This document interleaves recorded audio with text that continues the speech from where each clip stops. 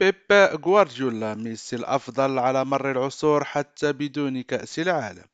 أكد الإسباني بيب غوارديولا مدرب مانشستر سيتي يوم الأربعاء أن ليونيل ميسي يستحق اللقب أفضل لاعب على مر العصور حتى بدون الفوز بكأس العالم لكرة القدم.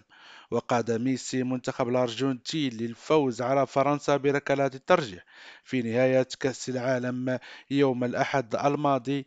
كما فاز اللاعب البالغ من العمر 35 عاما والذي استمتع بفترة عامرة بالألقاب تحت قيادة غوارديولا خلال وجوده في برشلونة بجائزة أفضل لاعب في كأس العالم في قطر. وأوضح غوارديولا للصحفيين قبل مواجهة ليفربول في الدور الرابع لكأس الرابطة يوم الخميس أنه بلا شك أفضل لاعب على مر العصور. بالنسبة لي هو الأفضل، لا أعتقد أن أي لاعب آخر يمكنه مضاهاة مع فعله ميسي ما فعله ميسي. الناس الذين شاهدوا بيليه وألفريدو دي ستيفانو أو دييغو مارادونا تكون وجهة نظرهم عاطفية، لكن على الجانب الآخر حتى لو لم يفز ميسي بكأس العالم لن يتغير رأيي.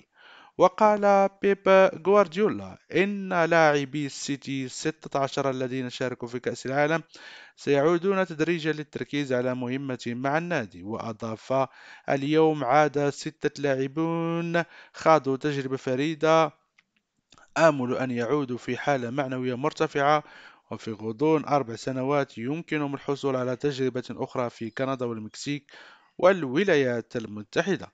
اللاعبون الذين شاركوا في كأس العالم في حالة أفضل من اللاعبين الموجودين هنا: سيرجيو غوميز وإيرلينغ هالاند ورياض محرز وكول بالمر فقدوا الإيقاع قليلا مقارنة بالثنائي رودري ومانويل أكانجي.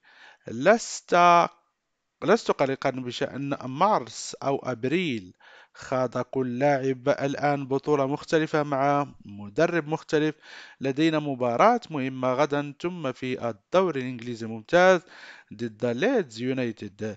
جدول يناير يتطلب الكثير من العمل، لذلك نريد إعادتهم في أسرع وقت ممكن.